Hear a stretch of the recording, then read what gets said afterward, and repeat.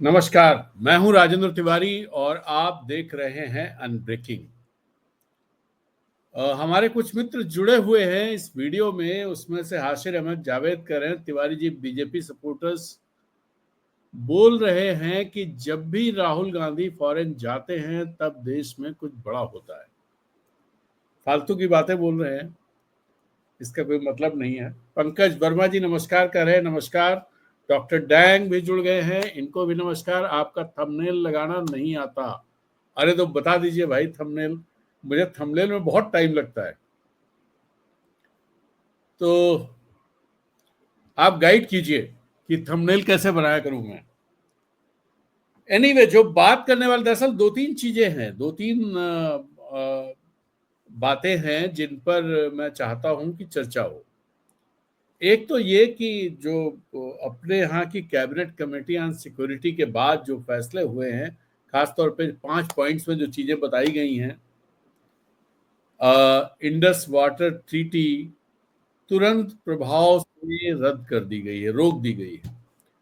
दूसरी बात, अटारी पोस्ट जो है उसको तुरंत बंद कर दिया गया है। तीसरी बात कि जो हाई कमीशन में डिफेंस अटैची होते हैं, military and air force and navy, उनको पर्सोना नॉन ग्रेटा घोषित कर दिया गया। यानी आप उनको तुरंत जाने को कह दिया गया कि आपकी जरूरत हमारे देश में नहीं है। और डाउनग्रेड किया गया हाई कमीशन को कि 30 स्ट्रेंथ 30 पे ले आई गई है। सपोर्ट स्टाफ कम कर दिए गए हैं। तो ये सारी चीजें की गई। अब इसमें अगर देखें तो कुल मिलाकर के अब इसमें सबसे बड़ी चीज जो हुई है वो ये हुई है, इंडस वाटर ट्रीटी को it has been kept on abeyance. और ये दरअसल इस तरह का मामला है, इस ट्रीटी को लेकर के ये भी कहा जाता है, इसको इस तरह से भी ये कहा जाता है कि अगर इस ट्रीटी को रोका गया, भंग किया गया, then it will be considered as a act of war. If it is so then it's very serious. कि अगर एक्ट ऑफ वॉर के तौर पर इसे लिया जा सकता है, हालांकि पाकिस्तान की हैसियत उस तरह की नहीं है, इसलिए पता नहीं आजकल जो स्थिति है वो वैसी नहीं है। बट पाकिस्तान के सामने क्या ऑप्शंस हो सकते हैं? कल पाकिस्तान ने अपनी नेशनल सिक्योरिटी काउंसिल कमेटी की बैठक बुलाई है शहबाज शरीफ में। जैसे अपने यहाँ कैबिनेट कमेटी ऑन सिक्योरिटी होती है, वैसे उनकी नेशनल सिक्योरिटी कमेटी होती है। तो एनएससी की बैठक बुलाई है, कल वो बैठक है। और उस बैठक में डिफेंस मिनिस्टर और ढेर सारे जो लोग होते हैं वो सारे लोग होते हैं। उसमें आर्मी चीफ भी बुलाए जाते हैं, लेकिन पाकिस्तान की जो स्थिति है उसमें आर्मी चीफ तो सबसे ऊपर होता है और ही कॉल्स द शॉट। तो खैर देखते हैं कल शहबाज शरीफ क्या फैसला लेते हैं, किस तरह से रिस्पॉन्ड करते हैं। तो एक तो ये बात है। दूसरी बात ये कि सारी चीजों के बाद सबसे बड़ा सवाल जो खड़ा है वो सवाल यही है कि आखिरकार इस घटना के लिए जिम्मेदार कौन है, जवाबदेही किसकी है? कोई जवाब देगा क्या, या ऐसे ही चलता रहेगा, धौंस पट्टी चलती रहेगी कि भाई ये बंद कर दो, वो बंद कर दो, ये जवाब दे देंगे, वो कर देंगे, हमला कर देंगे, ये सारी चीजें चलती रहेंगी क्या? कोई ये भी बताएगा कि कौन लोग वो लोग हैं जिन पर ये जिम्मेदारी थी कि अटैक ना हो, और अगर अटैक हो तो उसके उसके वो मतलब अगर ऐसी कोई प्लान है तो उस प्लान को एग्जीक्यूट ना होने दिया जाए। क्या ऐसी कोई कोई किसी की जवाबदेही है? यह सवाल पूछा जाना बहुत जरूरी है। दरअसल बहुत सारी घटनाएं हुई हैं पिछले दिनों, एक आधी नहीं। अगर आप देखना शुरू करें, 2024 ऐसी घटनाओं से भरा रहा है। कठुआ में अटैक हुआ, जम्मू में अटैक हुए, रियासी में अटैक हुआ, हर जगह रजौरी पुंछ में भी अटैक हुए, डोडा में हुए। और छोटे मोटे तो हर जगह हुए। इनके लिए जिम्मेदार कौन है? क्या ये कह देने भर से कि 370 हट जाने से सारी चीजें नॉर्मल हो गई, सब आतंकवाद की कमर टूट गई, अलगाववादी हौसले पस्त हो गए और उन्होंने अलगाववादी रास्ता छोड़ दिया है? ये कह देने भर से सब कुछ हो जाएगा क्या, या कुछ करना भी पड़ेगा? ये सवाल बड़ा सवाल है। दूसरा, इस सवाल का जवाब किससे मांगा जाए? क्या प्रधानमंत्री से इस सवाल का जवाब मांगा जाना चाहिए? क्या गृह मंत्री से इस सवाल का जवाब मांगा जाना चाहिए? क्या नेशनल सिक्योरिटी एडवाइजर से इस बात का इस सवाल का जवाब मांगा जाना चाहिए? या कश्मीर के लेफ्टिनेंट गवर्नर से इसका जवाब मांगा जाना चाहिए? या फिर वहां के मुख्यमंत्री उमर अब्दुल्ला से इसका जवाब मांगा जाना चाहिए? या फिर राहुल गांधी तो हैं, या राहुल गांधी से इसका जवाब मांगा जाना चाहिए कि भाई राहुल गांधी बताएं कि इसकी जिम्मेदारी उनकी क्यों नहीं है? और अल्टीमेट तो नेहरू है कि नेहरू ने और भारतीय जनता पार्टी के एक सांसद ने, जो बड़बोले सांसद है निशिकांत दुबे, उन्होंने तो ट्वीट भी कर दिया है कि सब नेहरू की गलती है। नेहरू ने जो ये इंडस वाटर ट्रीटी की, वो ट्वीट मैं आपको पढ़ के सुनाता हूं। वो बहुत ही, दरअसल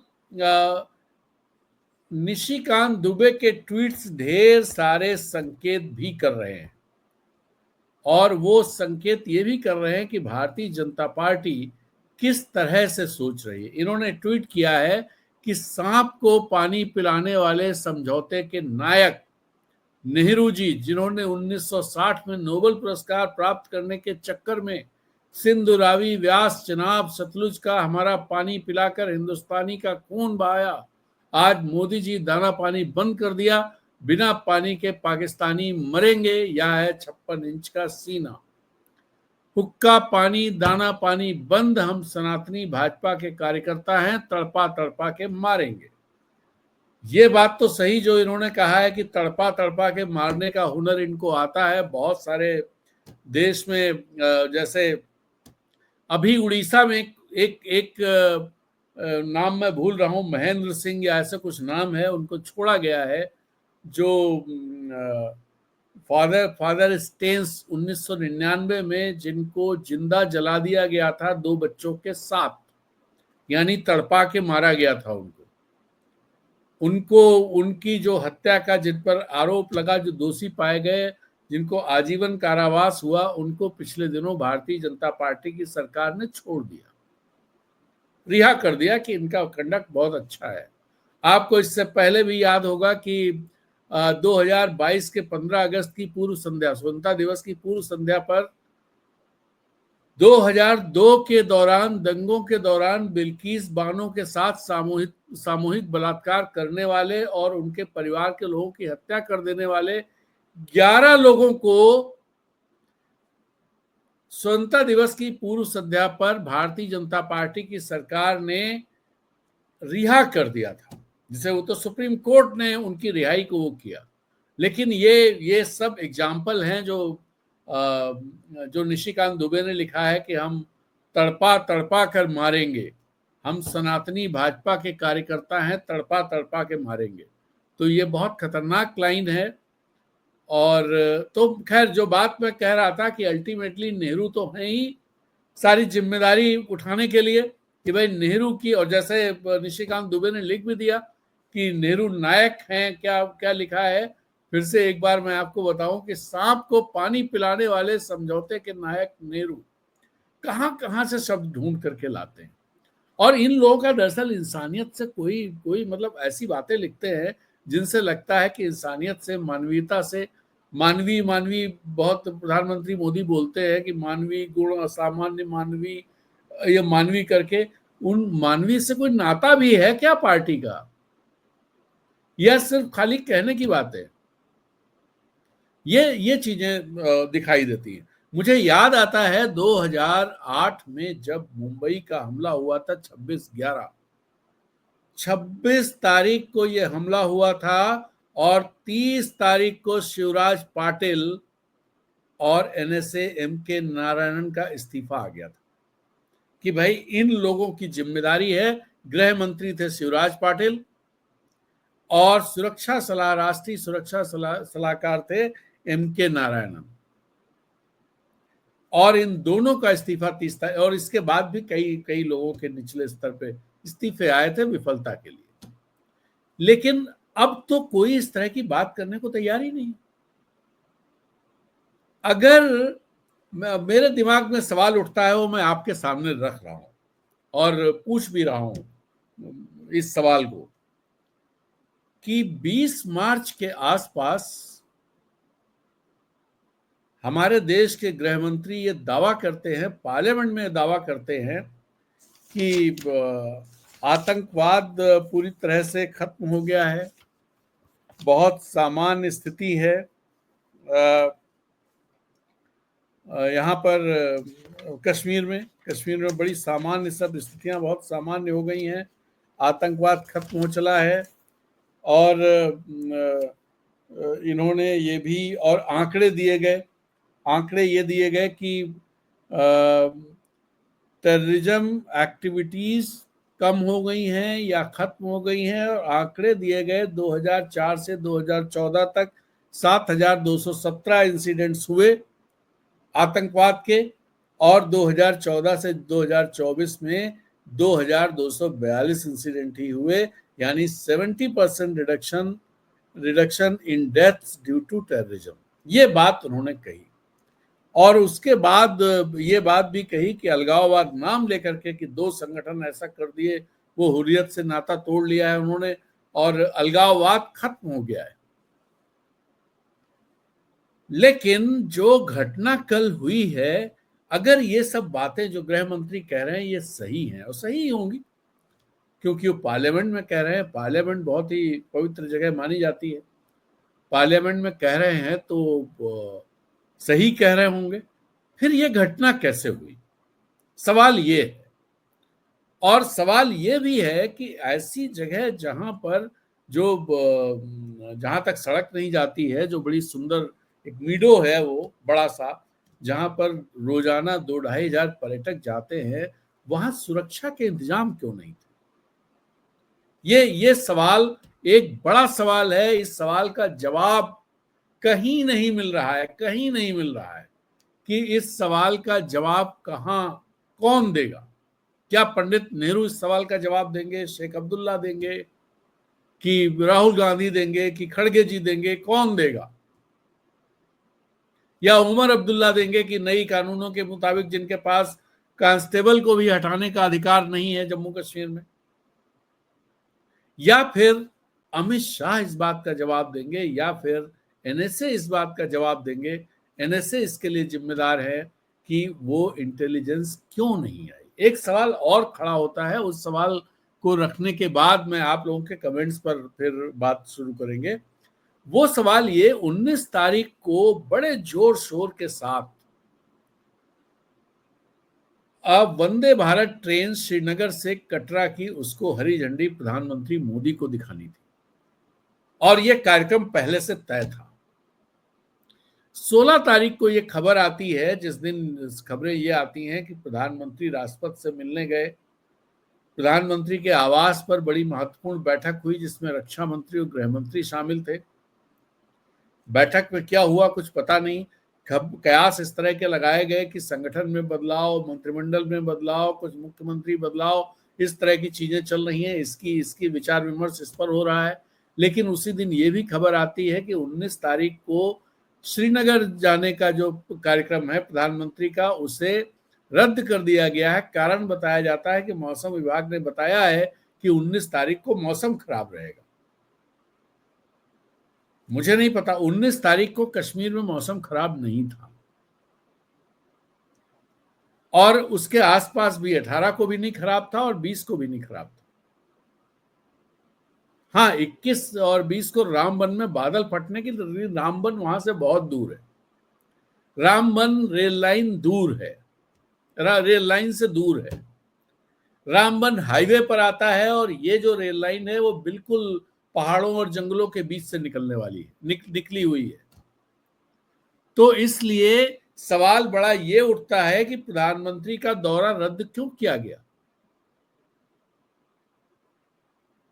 क्या कोई इंटेलिजेंस ऐसी थी?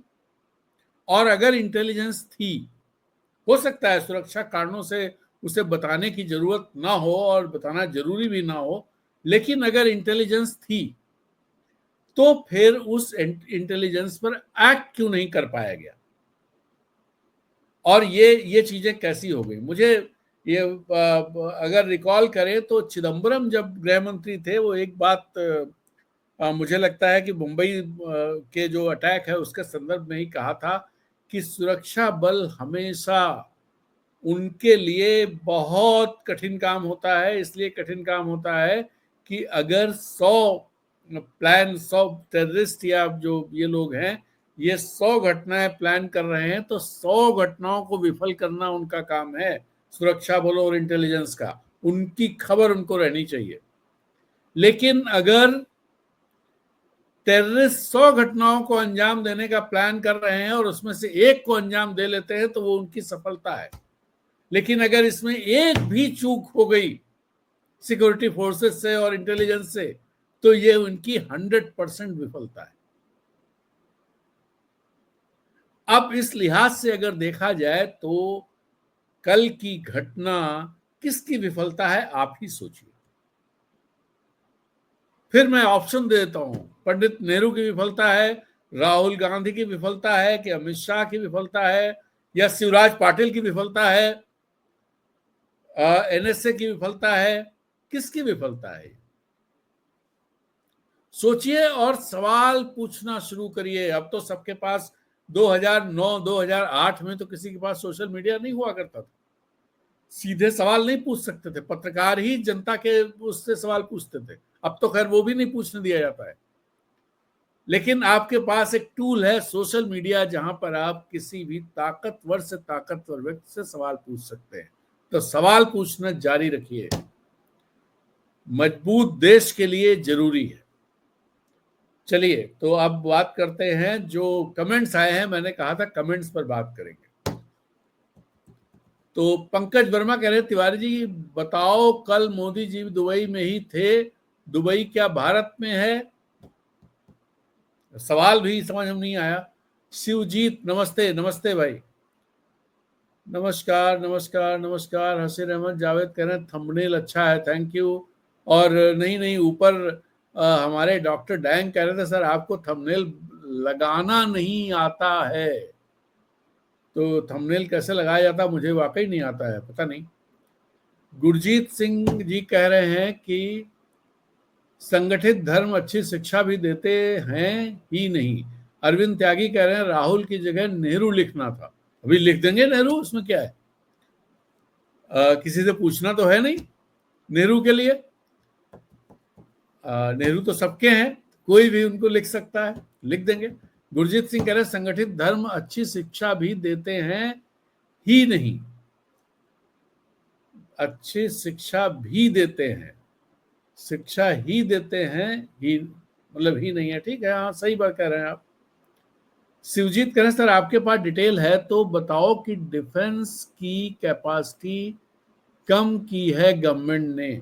भाई सबसे बड़ा एग्जाम्पल तो यही है कि जो आपके जो जो परमानेंट सैनिक होते थे वो सैनिक नहीं रह गए, तो वहीं से डिफेंस की कैपेसिटी कम हो गई। भाई अगर आप जो जो परमानेंट सैनिकों की भर्ती होती थी, जो सर्विस के लोग कहलाते थे, उनको 4 साल के लिए भर्ती किया जा रहा अग्निवीर के नाम पर, तो ये अपने में कम हो गया। और उनको वो सारी फैसिलिटीज नहीं है, उनको शहीद का दर्जा, यानी उनको सेना के जवान का दर्जा ही नहीं है जो अग्निवीर होंगे। तो क्या इससे सेना की कैपेसिटी कम नहीं हुई? पंकज वर्मा कह रहे हैं डोवल के बेटे और अडानी के व्यापार बंद क्यों नहीं किया, इन दोनों के व्यापारिक रिश्ते हैं पाकिस्तान से। हाँ इनके बेटे का तो है, ये तो बात आप सही कह रहे हैं। जाट बॉय कह रहे हैं वो तो सारे पपेट हैं। मुकुल कुमार हेलो हेलो मुकुल जी, मुकुल जी का बहुत बहुत धन्यवाद भी, क्योंकि उन्होंने हमेशा की तरह सपोर्ट भेजा है, उनका बहुत बहुत धन्यवाद। और आप लोगों से भी अनुरोध है कि आप अपने कमेंट्स के साथ सुपर चैट, सुपर स्टिकर और थैंक्स का इस्तेमाल कर सकते हैं। अब ऐसा करेंगे तो आप अनब्रेकिंग को मजबूती देंगे। रवि मिश्रा कह रहे हैं तिवारी जी नमस्कार। नमस्कार भाई। सर, कल की घटना के बाद एक चीज जो सामने आ रही है कि काउंटर फायरिंग नहीं की गई, हिंदुस्तान की तरफ से कोई भी काउंटर अटैक नहीं हुआ, पाकिस्तान का नाम लेना तो मजबूरी है।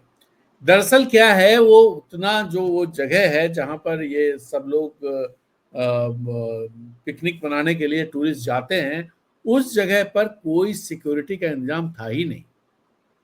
और वो जगह ऐसी थी जहां पहुंचने में टाइम लगता है और सड़क है नहीं, या तो आप पैदल जाएंगे या पोनी से जाएंगे, खच्चर से जाएंगे, खच्चर पे बैठ कर। तो ऐसे में जब ये घटना हुई तो वहां चूंकि सिक्योरिटी थी ही नहीं, तो रिस्पॉन्ड करने का मामला ही नहीं है। 1-1.5 घंटा लग गया वहां पर सिक्योरिटी फोर्सेस के आने में, और तब तक जो पूरे देश में एक नैरेटिव खड़ा कर दिया गया है कि नाम पूछ लिया गया, हिंदू पूछा गया और हिंदू समझ के मारा गया, हिंदुओं को मारा गया है, तब वहां जो लोकल मुस्लिम्स थे वो लोग, वीडियो सामने आए हैं कैसे लोगों को लाद करके कैसे कैसे उनको वहां से निकाल के ले गए। ये देखने की बात है। तो इसलिए नहीं हुआ। जाट बॉय कह रहे हैं सबसे बड़ा सवाल राहुल गांधी जी कहां हैं। राहुल गांधी जी लौट आए हैं, हाँ बिल्कुल, सबसे बड़ा सवाल तो ये है राहुल गांधी कहाँ हैं। लेकिन राहुल गांधी आ गए हैं। कल राहुल गांधी जो इस घटना में जो लोग शिकार हुए हैं उनके परिजनों से भी मिलने वाले हैं। रवि मिश्रा कह रहे हैं हमेशा कमजोर व्यक्ति दूसरे पर ही दोष मढ़ता है। तिवारी जी याद रखिएगा, शेर दिल आदमी कभी किसी पर तोहमत नहीं लगाता, करके दिखाता है। हाँ, ये चीजें दरअसल जैसे बहुत सारे लोगों को जो जो लोग व्हाट्सएप यूनिवर्सिटी से ताल्लुक रखते हैं या उसके इन्फ्लुएंस में रहते हैं, उनको तो बहुत खराब लगेगा। मैं जम्मू कश्मीर में रहा हूं 5 साल, और जिस तरह की सर्जिकल स्ट्राइक की बात की गई, ऐसी सर्जिकल स्ट्राइक्स मुझे याद पड़ता है। एक बार केजी एक जगह है कृष्णा घाटी, LKG लोअर कृष्णा घाटी। जब आप रजौरी से पुंछ जाते हैं तो बीजी के बाद एक बहुत घना जंगल पड़ता है, वो कृष्णा घाटी पड़ती है। उसमें एक तरफ पाकिस्तान है और इधर हिंदुस्तान है, और आमने सामने पोस्ट भी हैं। तो एक बार क्या हुआ कि इधर जो पोस्ट थी अपनी, उन लोगों ने कुछ कुछ कुछ हुआ था उसमें। हालांकि फिर बाद में उन लोगों ने रिक्वेस्ट की कि भाई ये खबर नहीं छपनी चाहिए। आप सोचिए कि खबर नहीं छपनी चाहिए, ये बात हुई, और उनको ऊपर से इस तरह का उन्होंने आदेश ले लिया था कि वो कुछ सर्जिकल स्ट्राइक करेंगे। तो उन्होंने जो पाकिस्तान की पोस्ट थी, उस पोस्ट को पूरी तरह से जो अंदर जाकर के थी, जिसे लॉन्चिंग पैड कहा जाता था आतंकियों का, मतलब जो जो LOC पर जो पोस्ट थी उसके पीछे कुछ इस तरह का कंस्ट्रक्शन था जहां पर आतंकवादी आकर के पड़े रहते थे, इंतजार करते थे कब उनको घुसाया जाएगा। और ये जब इंटेलिजेंस आर्मी के पास आई, मैं इसमें बहुत डिटेल नहीं बताऊंगा कौन अफसर थे क्या थे, मुझे याद भी नहीं है एग्जैक्टली, लेकिन बहुत पुरानी बात है ये। तो जब ये इंटेलिजेंस आर्मी के पास आई तो आर्मी, चूंकि वहाँ नॉर्दर्न कमांड है और उसमें भी 16 कोर जो नगरोटा में जिसके, और मुझे याद, मैं बहुत अच्छी तरह से जानता हूँ कि उस समय कोर कमांडर कौन था। वो कोर कमांडर से मेरी अच्छी मुलाकात थी, तो उनसे उन्होंने अनुमति दे दी थी, और इन लोगों ने रातों रात जाकर के उधर की जो फैसिलिटी थी उसको नष्ट करके और लौट के आ गए थे। कहीं कोई खबर नहीं छपी। ये सर्जिकल स्ट्राइक ही तो थी, और क्या था ये। उसको नष्ट करके लोग उसमें मरे भी, और इस तरह से चीजें हुई कि पाकिस्तान भी उसको वो नहीं कर सकता था, हल्ला ही नहीं बचा सकता था। और ये मेरी ये एक घटना नहीं है, और भी घटनाएं हैं इस तरह की। लेकिन कभी कहीं कोई हल्ला नहीं मचा। अगर जर्नलिस्ट को पता भी चला तो आर्मी की तरफ से रिक्वेस्ट थी कि आप इसको छापिए नहीं। ये चीजें रहती थी। और अब क्या हुआ है कि थोड़ा सा होता है, बड़ा सा एक हल्ला दिल्ली से मचने लगता है। ये बड़ी प्रॉब्लम है। जैसे मैं पहले जब बात कर रहा था वीडियो में, तब ये बात कर रहा था कि 2002 में एकदम से आतंकवादी गतिविधियां बहुत कंट्रोल हो गई थी, बहुत सारे लोग मेन स्ट्रीम में आ गए थे। और उस दौरान मैं आपको एक और कहानी बताऊं, जो जो मैंने ही वो स्टोरीज ब्रेक की थी। वो ये था कि जो हिजबुल मुजाहिदीन बहुत बड़ा संगठन और जो इंडिजीनियस कश्मीर के लोगों का संगठन माना जाता है, जिसका मुखिया सैयद सलाउद्दीन जो मुजफ्फराबाद में बैठा हुआ है, जो श्रीनगर का रहने वाला है, और ये हिजबुल का चीफ होने से पहले, सुप्रीम कमांडर होने से पहले, और ये सीमा पार करने से पहले वो आदमी स्कूल का मास्टर हुआ करता था और पॉलिटिक्स में भी इंटरेस्ट रखता था। ये जो मुस्लिम यूनाइटेड फ्रंट, उसकी पॉलिटिक्स में, एमयूएफ की पॉलिटिक्स में, और चुनाव भी लड़ता था। तो 87 में भी चुनाव लड़ा था। उस चुनाव सबसे धांधली वाला चुनाव माना जाता है, जो जिसमें राजीव फारूक समझौते के बाद जो चुनाव हुआ था 87। और उस चुनाव में बहुत सारी धांधलियां हुई और मेरे बहुत सारे लोगों से वहां बात हुई उस चुनाव को लेकर के। तो उस चुनाव में सैयद सलाउद्दीन को हरवा दिया गया और जो सज्जन जीते थे, मैं उनका नाम बोल रहा हूं, वो फारूक अब्दुल्ला के फूफा थे, या हाँ, फारूक अब्दुल्ला के फूफा, मतलब शेख अब्दुल्ला की बहन के हस्बैंड।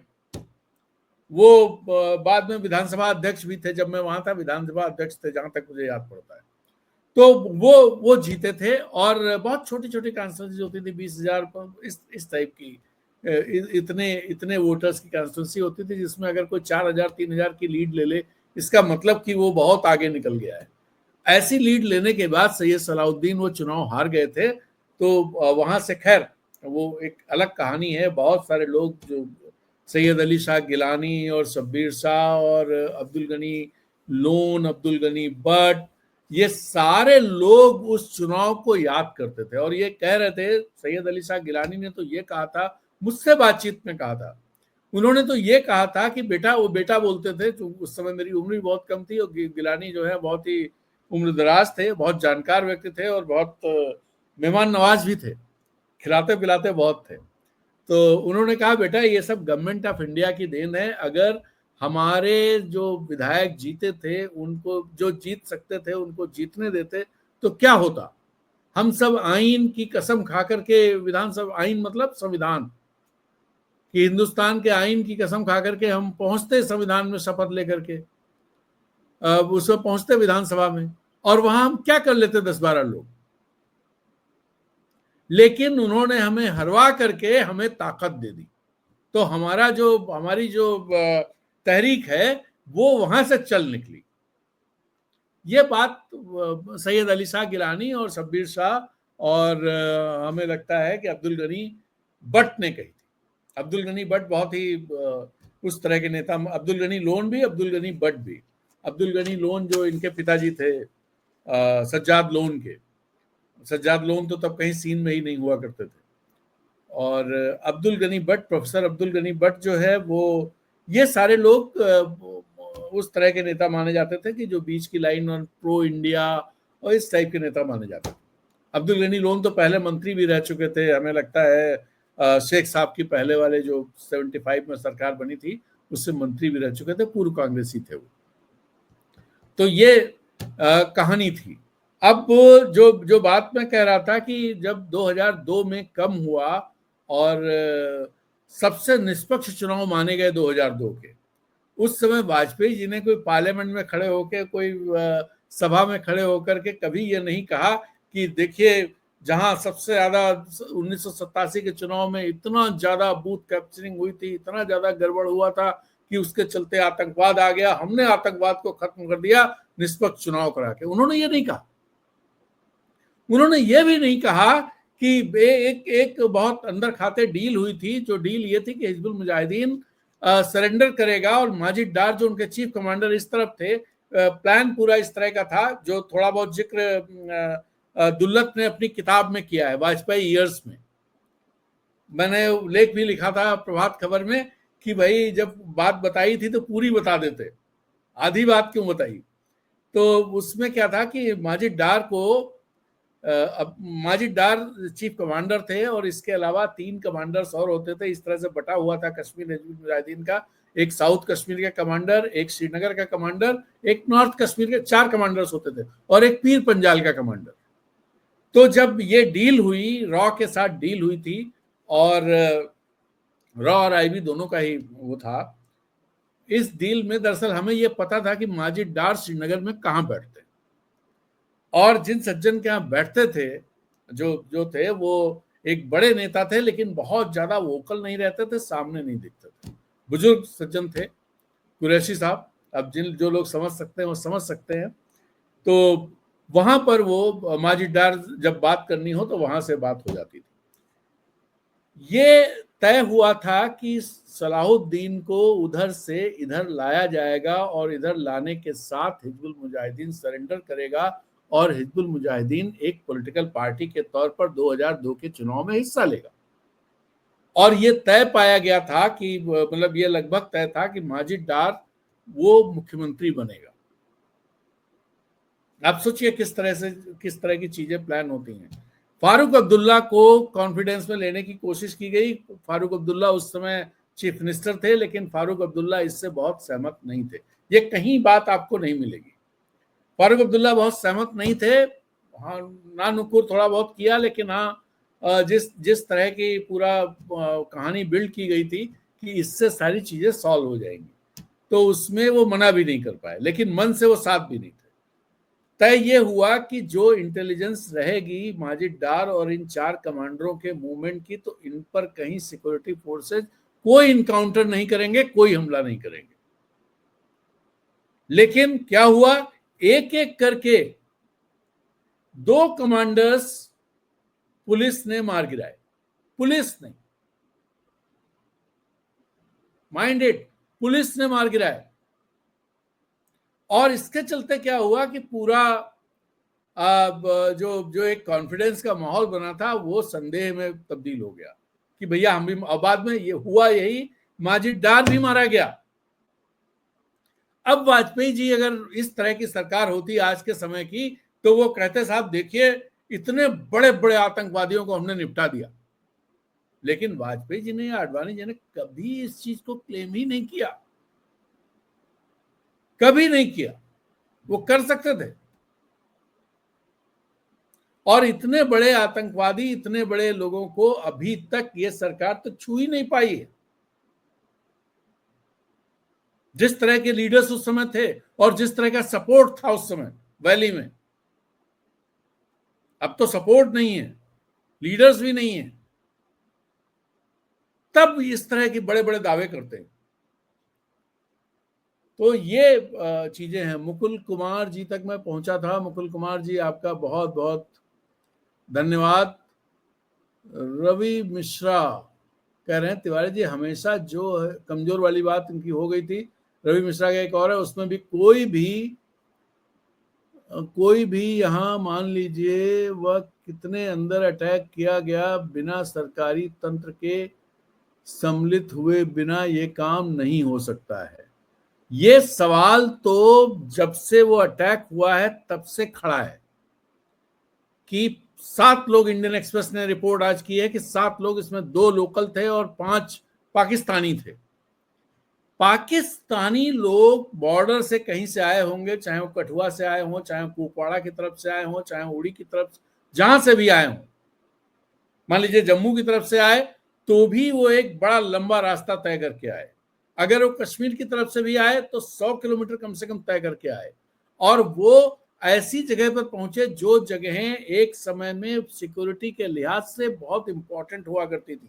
और जो ये मीडो है जहां पे घटना हुई है, ये पहलगाम यात्रा के रास्ते में पड़ता है, मतलब उसके आसपास पड़ता है, चंदन कियारी से पहले।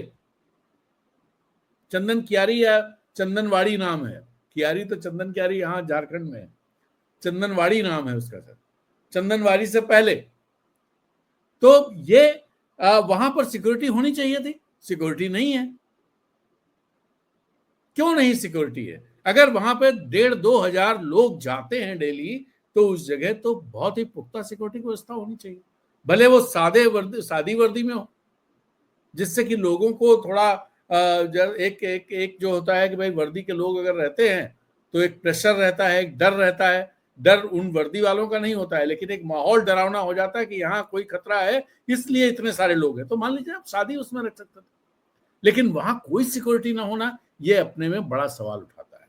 दूसरी तरफ ये जो टीआरएफ है, इसने द रेजिस्टेंस फ्रंट, किसी और ने तो वो खबर नहीं दी है, रॉयटर्स ने आज जो टीआरएफ ने क्लेम किया है वो बड़ा खतरनाक क्लेम है।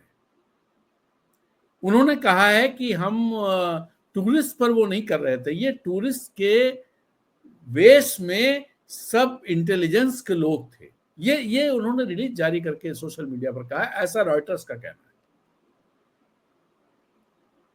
अब ये उन्होंने इसलिए किया कि उन पर यह आरोप नहीं आया कि साहब टूरिस्ट आम नागरिक की हत्या कर दी उन्होंने, या इसमें कोई सच्चाई है मुझे नहीं पता, मुझे लगता है शायद सच्चाई नहीं होगी, क्योंकि अगर इतने इंटेलिजेंस के लोग वहां पर होते किसी वजह से भी, तो सुरक्षा व्यवस्था बहुत मजबूत होती। लेकिन फिर भी एक आईबी अफसर उसमें था और एक नेवी का अफसर था जो मारे गए उन लोगों में, जो शहीद हुए वहां पर। तो ये सवाल तो है। अब ये इस सवाल से पहले एक सवाल और बड़ा 2019 का सवाल है कि कैसे पुलवामा में वो अटैक हो गया, और उसकी अटैक हो गया, चलिए हो गया अटैक, बहुत सारे अटैक होते हैं। जैसे मुझे याद है, मैं जब जम्मू कश्मीर में रहता था तो अखनूर में इंजीनियरिंग कोर में अटैक हुआ, बड़ा खतरनाक हुआ था, बहुत ही खतरनाक अटैक था वो। एक बार कालूचक में जो हुआ था, जिसमें बस से उतार के बच्चों को मारा था, उसके बाद जो जहां सैनिक रहते थे उस कॉलोनी में घुस गए थे वो कालूचक कैंट में, और उस वहां भी खासे लोग मारे गए थे। उससे पहले अखनूर में एक और किस्सा हुआ था जिसमें जंगल में आतंकवादी तो दरअसल मेडिकल कॉलेज के भागे थे, और वो जब अखनूर वाले ब्रिज पे पहुंचे, वहां जानकारी मिल गई थी, तो वहां पे आर्मी थी, तो वो लोग उतर के फायरिंग करते हुए भाग के जंगल में घुस गए। बड़ी कहानी हुई थी उसमें। लेकिन इन सब चीजों की पता चला कि हुआ क्या था, कैसे हुआ, पूरी कहानी पता चली, लेकिन पुलवामा की कोई कहानी नहीं पता चली। 300 किलोग्राम आरडीएक्स कैसे आया, नहीं पता चला।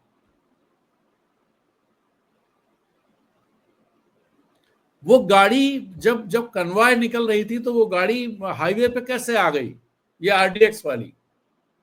जब कन्वॉय ऐसे जब कश्मीर में निकलती थी तो पूरी व्यवस्था हुआ करती थी।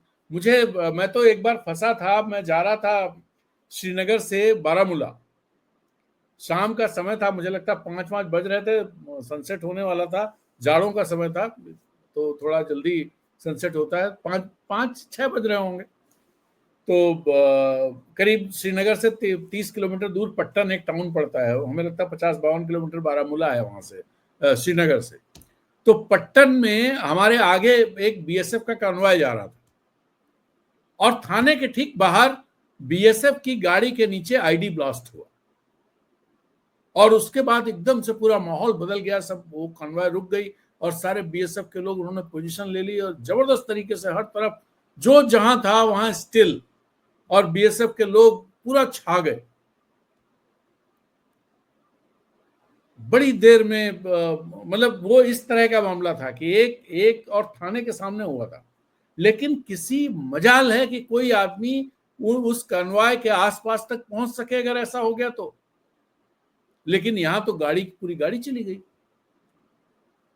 तो भाई कौन था, कहां से चूक हुई, क्या हुआ, ये कोई बताने वाला नहीं, ना तो कोई जांच बैठाई गई होगी तो किसी को पता नहीं उसकी फाइंडिंग्स क्या है, कौन जिम्मेदार है, किसके कॉलर पकड़े जाएं, किसके कान पकड़े जाएं, कोई पता नहीं। हाँ, उसमें वोट की फसल काट ली गई। प्रधानमंत्री मोदी ने कहा शहीदों को याद रखिएगा वोट करते समय, पुलवामा के शहीदों को याद रखिएगा। पुलवामा के शहीदों को याद करके वोट किया गया। पुलवामा के शहीदों उनको शहीद क्यों होना पड़ा, कौन उसके गुनहगार थे, उनका तो पता लगाने की जरूरत भी सरकार ने नहीं समझी। ऐसे ही यहां भी होगा। और मैं इसीलिए कह रहा हूं, कल मोदी जी बिहार जाएंगे। बिहार में अगर वो अपनी सभा में पहलगाम, पासे पुलवामा, पासे पहलगाम के टेरर अटैक का जिक्र करते हैं, अगर इमोशनल ब्लैकमेलिंग लोगों की करते हैं, इमोशंस के साथ खेलते हैं और वहां इसका इस्तेमाल राजनीतिक हथियार के तौर पर करते हैं, तो आप मतलब बहुत सारे सवाल खड़े हो जाएंगे। तो चलिए आज की बात यहीं समाप्त करते हैं। अगर आपको हमारी ये बातचीत अच्छी लगी तो इसे कृपया अपने सोशल मीडिया प्लेटफॉर्म पर शेयर कीजिए और हमारे चैनल अनब्रेकिंग को सब्सक्राइब करने के साथ साथ इसकी मेंबरशिप लीजिए। आप ऐसा करेंगे तो आप अनब्रेकिंग को ताकत देंगे और हमें सपोर्ट भी कीजिए। आप इसकी मेंबरशिप लेकर के सपोर्ट कर सकते हैं। आप क्यूआर कोड जो राइट हैंड पे लगा है उसे स्कैन करके भी आप हमें सपोर्ट कर सकते हैं। आप सपोर्ट करेंगे तो अनब्रेकिंग मजबूत होगा और हमें अच्छा लगेगा। तो इसी के साथ इजाजत दीजिए, फिर मिलेंगे एक नए वीडियो में। तब तक के लिए शुभ रात्रि, गुड नाइट, शब खैर, नमस्कार, जय हिंद।